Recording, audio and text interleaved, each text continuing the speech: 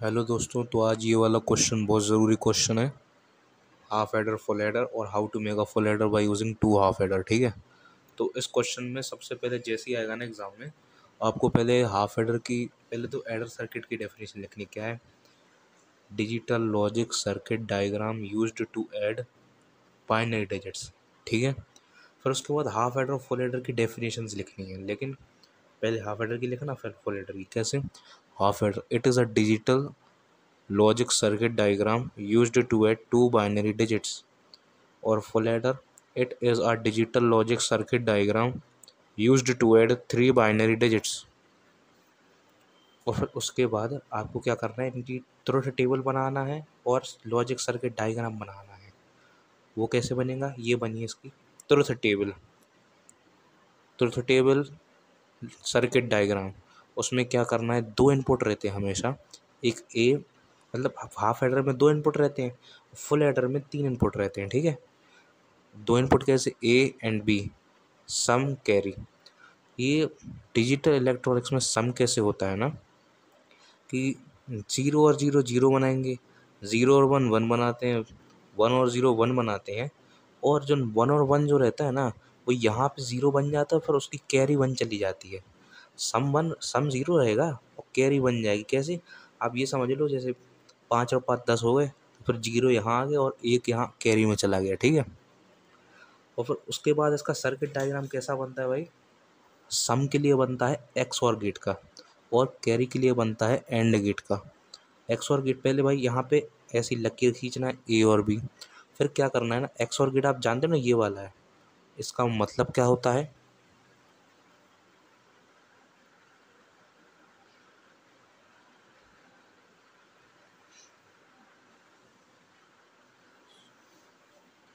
इसका मतलब ये होता है। ठीक है, ये मैंने सब पूरे चैनल पर पढ़ाए रखे हैं, आप जाके देख सकते हैं। तो फिर इसको सम बोलते हैं, इसको ऐसे बनाते हैं। ठीक है, फिर उसके बाद कैरी के लिए ना, इसको नीचे ले आना। कैरी क्या है, एंड, एंड गेट से बनेगी कैरी। कैरी के लिए इसको नीचे ले आना, ए को, फिर यहाँ से बी को नीचे ले आना। ठीक है, फिर उसके बाद ये कैरी बन जाएगी। आप उसको बना के देखना है पूरा, 2-3 बार बना लोगे आप, अपने आप आपको पूरी प्रैक्टिस हो जाएगी।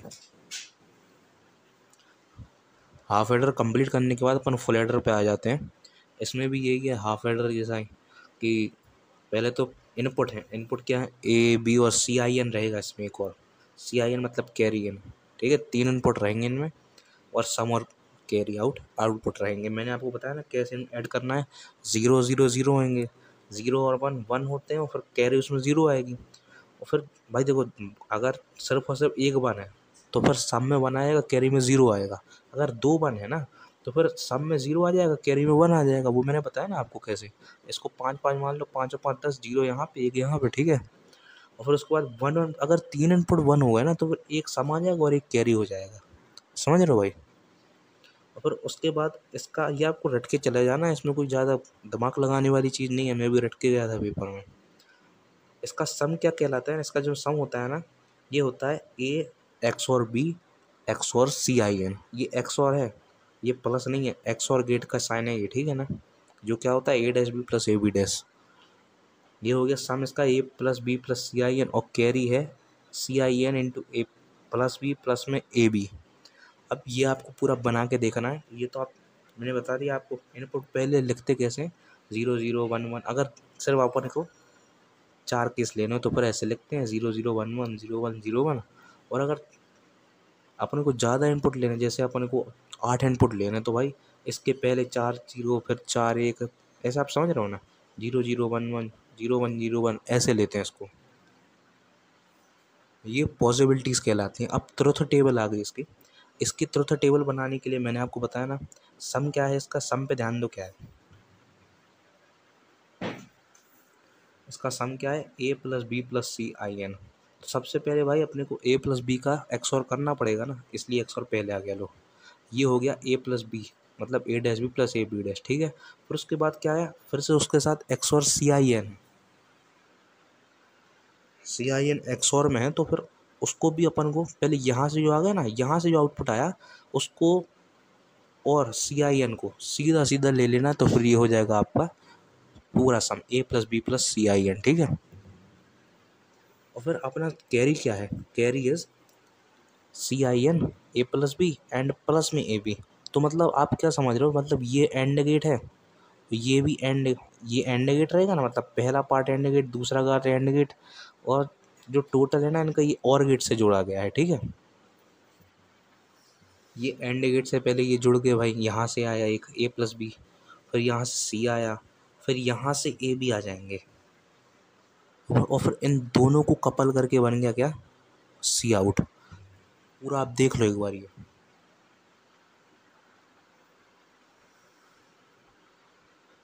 अभी ख़त्म नहीं हुआ है, पूरा क्वेश्चन ख़त्म नहीं हुआ अभी, वो पार्ट बचा है, हाउ टू, ये वाला, how full adder circuit can be constructed by using two half adder. इसके लिए क्या करना है ना, आपको सम के लिए अलग करना है, कैरी के लिए अलग करना है। सम के लिए क्या करेंगे अपन, कि सम के लिए इसमें भी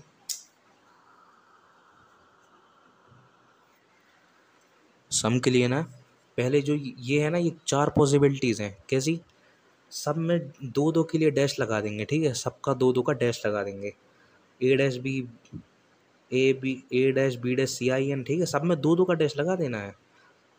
पहले इन दोनों में लगाओ, फिर इन दोनों में लगाओ, फिर इन दोनों में लगाओ, ये तीन ही पॉसिबिलिटी है। और ये लास्ट वाला ये नॉर्मल है भाई, ठीक है, लास्ट वाला नॉर्मल होने के बाद अब कॉमन निकालो, ए डैश, यहाँ देखो इन दोनों से ए डैश कॉमन आ गया, B-CIN plus B-CIN, BCIN dash, फिर उसके बाद अगले वाले से क्या करना, ए कॉमन ले लेना, ठीक है, फिर B-C-IN प्लस में BCIN, ठीक है।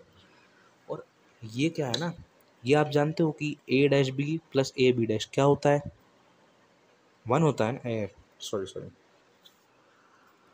इस पूरे को मान लो आप D, इस पूरे को मान लो आप क्या, D मान लो इसे, फिर ये जो रहेगा ना ये D डैश कहलाएगा, ठीक है।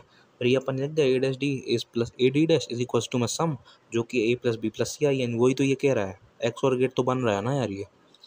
और फिर इतना करने के बाद ना C आउट को देखना, C आउट भी तो करना, अपन को पहले सम कर दिया फिर C आउट कर दिया, कैसे, अपन ने इसमें क्या किया था, दो दो का डैश रख दिया था, मतलब चार पॉसिबिलिटी बनी थी जिसमें दो क्वांटिटी डैश में थी एक साथ में।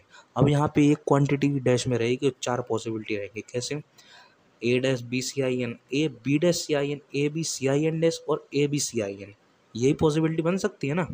आप खुद दिमाग लगाओ ना भाई एक बार, पहले एक बार इसको डैश कर दिया, एक बार इसको डैश कर दिया, एक बार इसको डैश कर दिया, और आखिर में किसी को नहीं किया।